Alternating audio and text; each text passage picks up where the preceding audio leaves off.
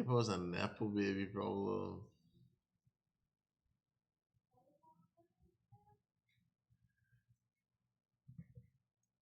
I agree though. What's that in the pan? This is the all-new Snap 4 Luxe, the phone grip that doesn't suck. It's made from aircraft-grade aluminum, and it's about as thin as a nickel. You almost had With me. artists like King Harris and Coi Leray constantly making headlines recently, I thought it would be a great time to discuss hip-hop's Nepo baby problem. Typically, rappers dream of the day they have finally made it out of the mud to make sure that their kids can have a better life than what was afforded to them. So what happens when these same children that were born with gold spoons in their mouths try to make it on their own, while acting like their parents aren't a big part of the reason they made it in the first place? It's your boy Luesta, and if you like weekly video documentaries like this one, make sure to subscribe. Let's start with someone whose father's empire might be crumbling at the moment, but has left his son with some massive shoes to try and fill. It's gotta be crazy, and since we talking about King, it's gotta be crazy in the bloodline. And I'll ask King this as well. Just in the bloodline, is there an expectation of what he has to do? I'm hardcore on I it. can You know what I'm imagine. saying? Like I'm gonna be honest, it's almost like affecting our relationship. King, jump on over here real quick, fam. Ladies and gentlemen, my son, the heir to the throne, up next, and one of the freshest, dopest, newest MCs in the game. His real name is Christian Combs. He goes by King Combs. Christian Combs is one of Diddy's 4 kids, with the on-again, off-again love of his life, Kim Porter. Ever since he started dropping music in 2016, he's been insistent that he'll be the one to carry on Bad Boys' legacy and tried to get his father's blessing. I know I got big shoes to fill, and I know what I have to do. And the day I brought it up to my pops that I really wanted to take it serious and be a rapper, entrepreneur. He told me like, yo, you can't do this and be playing around with it. You really gotta focus and be about this. Like, you can't play at all. Like, since then, Combs has insisted that he's the man to bring the once great label into the next generation because he's the heir to the throne. Bad boy, that's my life. That's the legacy I was born into. I've always been a bad boy for life.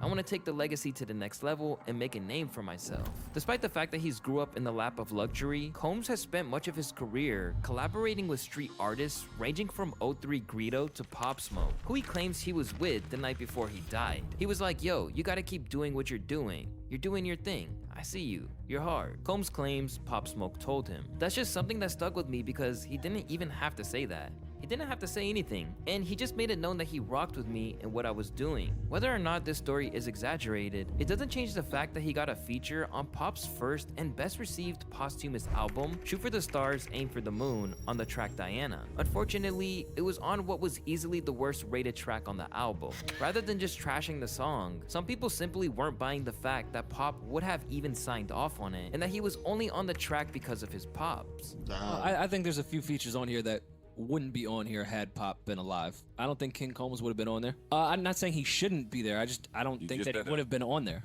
had Pop been alive. I don't think that record would have been on the album, period. I think he would have scrapped it. Even though he's got features with everyone from Chris Brown to A Boogie with the Hoodie, and even his father's girlfriend Young Miami, King Combs may have the roster on his side to act like a star, but the numbers just don't quite add up. To date, he's still only pulling in under 500,000 Spotify listeners per month. And despite this, Combs has still rejected the idea that whatever achievements he's reached had anything to do with what he was born into, before talking about how much he's putting on for Bad Boy the next minute. Not really, no. Heavy is the head that wears the crown, so you got a big legacy to fill up too. And right now, Bad Boy be #1. Let's go, bitch. Feel like I'm blessed. You know, we're gonna take the legacy far, further and further. Really Bad Boy to life. You know what it is. Can't stop, won't stop, never stop. Just stop hating, that's it.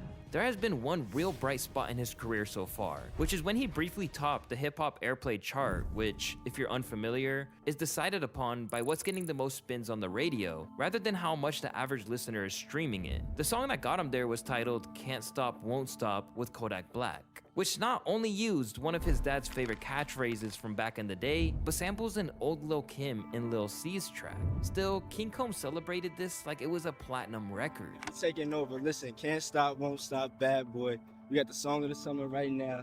#1 song. Pop's got R&B, I got hip hop. Just saying to the naysayers. Yeah, you know, it's earned, not given. You know, we're gonna prove it. Proof is in the pudding. Still, after the interview dropped, people stayed skeptical of what he could do without his dad's name or catalog. He has no creative voice of his own though. All of his songs are samples or remakes of his dad's. Sir, every song you use is a sample of your dad's. Stop it. He wouldn't have cleared those for anyone else. The privileged want to be unprivileged so bad. His whole career is built on cosplaying as his father. But while one Nepo baby named after royalty is on good terms with his father and reaping the rewards of using what he built, I'm very interested in this, but I'm also interested in showing you guys my food. Luna!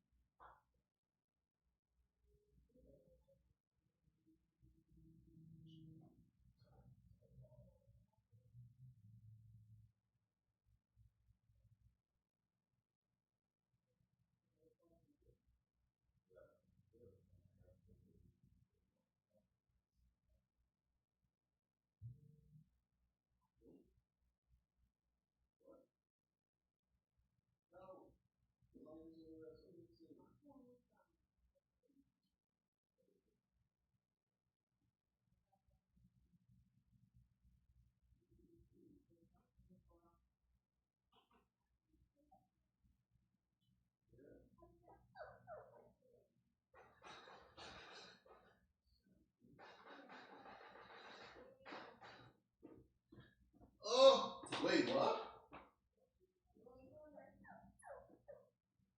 Luna, you wanna come out and play? Luna!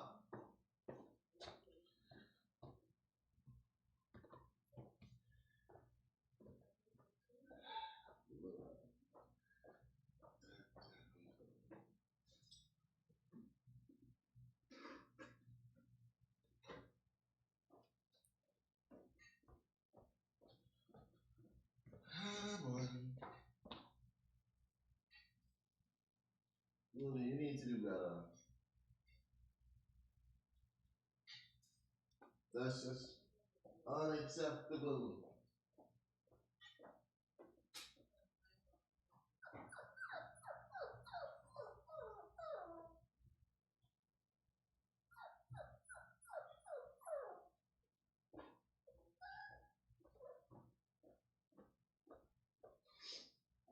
Well, you're good at this bathroom, so go ahead. So, guys, I got mashed potatoes and barbecue chicken. I don't eat corn, but they have corn as well. the same can't necessarily be said for King Harris. The 19-year-old son of T.I. and his former R&B star wife Tiny, King basically grew up in front of the whole world, as he appeared alongside his family on the VH1 show T.I. and Tiny, The Family Hustle. But somewhere along the line, he started acting out and behaving like his name carries weight in the streets. So for the past year, he's been making tons of headlines and never for the right reasons. King first popped back up in people's minds when he was seen behaving like a spoiled brat at a Waffle House because they dared to mess up his order. Out here. I'm outside. Okay. I'm outside. Come on, shake some. Come on, shake some. Come on, shake some. Hey, get your employees. Get your employees. Almost immediately, he got clowned by the entire world for his entitled ways, and it even led people to look at T.I. and Tiny a little sideways. I don't care what I've done, how much money I've made, how many chart-topping songs I've made. Franklin University makes it possible. Hey babe, you want to go to a show tonight? So much. Don't worry, it's included. Oh, if my son grows up and talks to people, come here, Luna.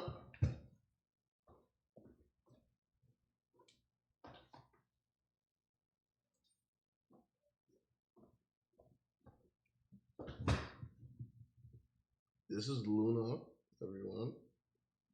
Very furry. Very furry dog. She's a Shih Tzu. Yeah, she's very small. She only weighs 5 pounds. We took her to the vet today.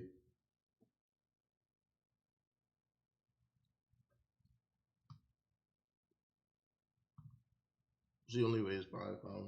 You can go back and finish playing.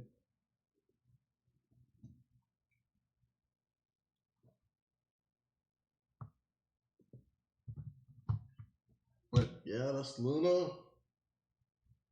People like that, I'm a failure. To the embarrassment of T.I. and his wife, this only was the beginning of King trying to act tough online. And things got worse when he responded to an attempted robbery of his family in Colombia. Boy, they think they gangster. Boy, come walk these streets, man. This shit get real. They like, be safe. I'm like, what the you mean be safe? That sun go down? Well, I don't know what they got going on over here. As he was constantly trolled for pretending as if he grew up in the trenches, King tried to clear up that he didn't really think he was a thug at all. And people confuse standing on business as you being a thug, a gangster. I ain't that. I just stand on business principle. I stand on respect, disrespect. That's what I go off of. So it ain't a nigga trying to be hard or gangster.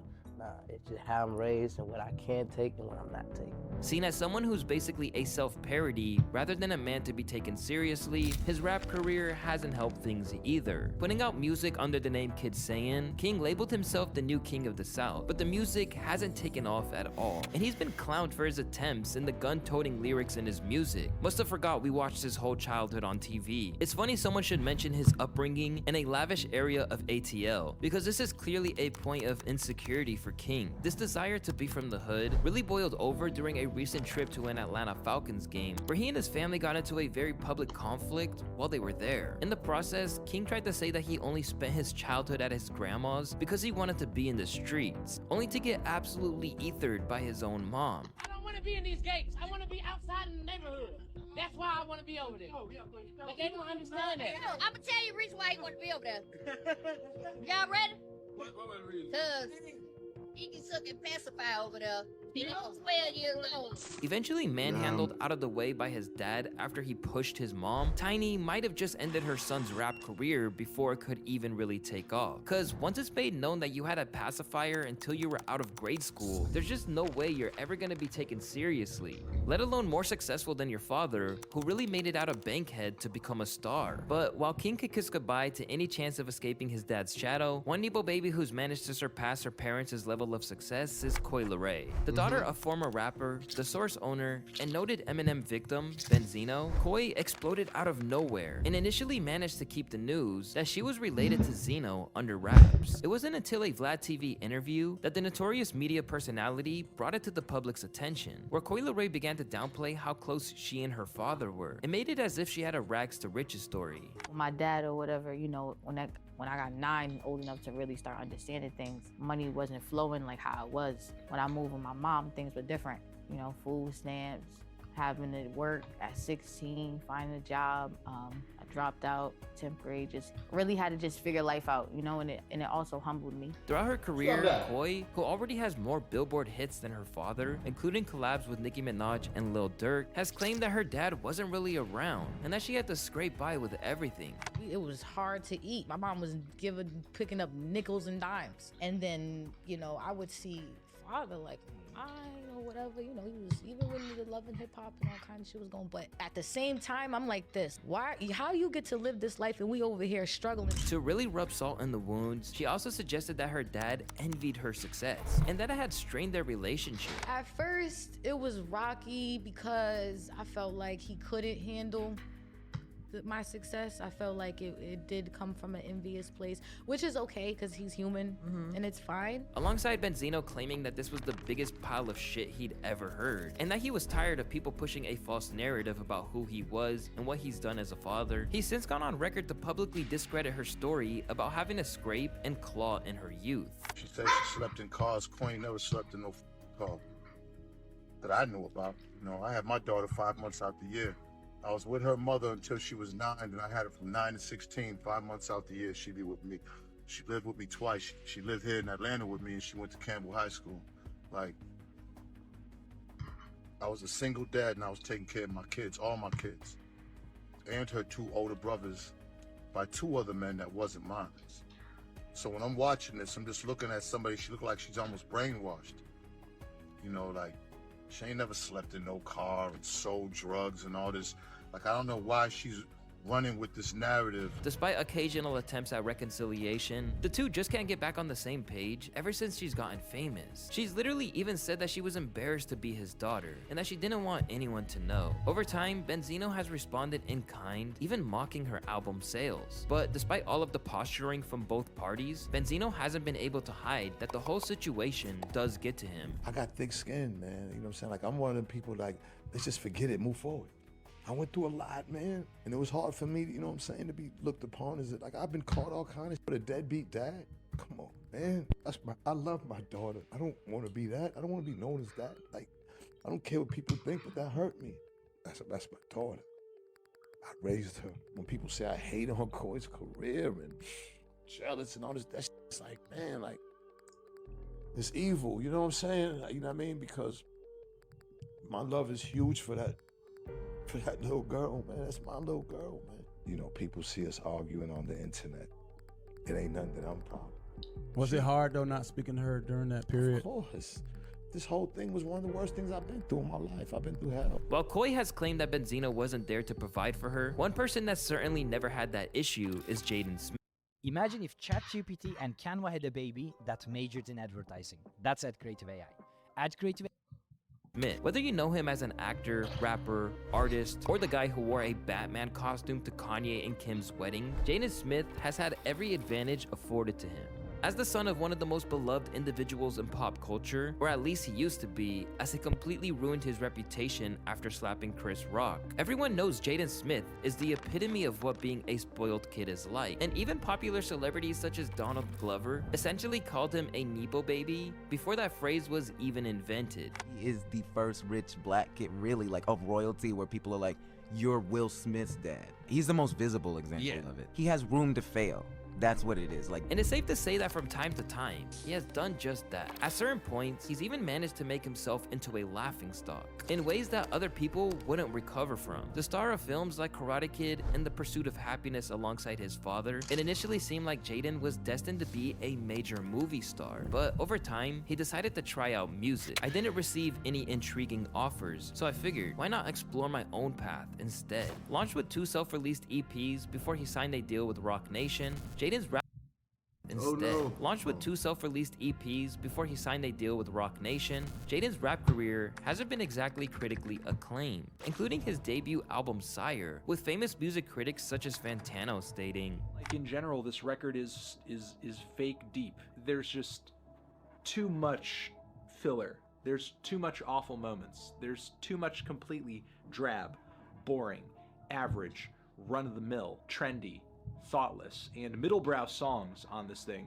for it to truly be entertaining and worthy of the runtime. But while his music being seen as pretty mundane is one thing, it's how out of touch he is with reality that really cements the idea that he's everything wrong with the Nepo baby generation. Across Twitter and in interviews, Jaden has proved that he thinks he's a great thinker, when most of the time, he's getting clowned for his ego. We don't think a lot of music out there is cool. Jaden once said about himself and his sister, Willow, so we make our own music. We don't have any song that we like to listen to on the PCH by any other artist. You know? A self-proclaimed icon, Jaden has reached a point where whenever he opens his mouth, he just seems more and more out of touch with reality. I am very happy that I spent my childhood with more adults than I did with kids my own age. Because I was picking up more things from adults than I were from kids my own age. I'm just like, dude, like, oh my God, like, can we talk about, like, the political and economic state of the world right now? Can we talk about what's going on with the environment? Can we talk about other things? A man who has the self-belief required to be a star but doesn't have it all figured out, he once suggested that some of the biggest artists in the world were threatened by him. During an interview with Complex, I always felt like little homie before, and that allowed me in all of their circles, said Jaden. But now that I'm on the charts next to them, I'm not really little homie anymore. It's more like, you can't hang out with us anymore. We didn't know you were making an album this whole time. We thought you were just little homie, giving us free water and shit. You're not really cool with us anymore. Forged by a childhood where he got everything he ever wanted and never heard anything but positivity, Jaden is at a point where he's proven to everyone that he is exactly what they assumed he was, a deluded rich kid. But in some ways, it's hard to blame him. This kid has clearly lived in a bubble his whole life, where he was told how brilliant he is, and with all the money in the world to help him, you can see why he turned out this way.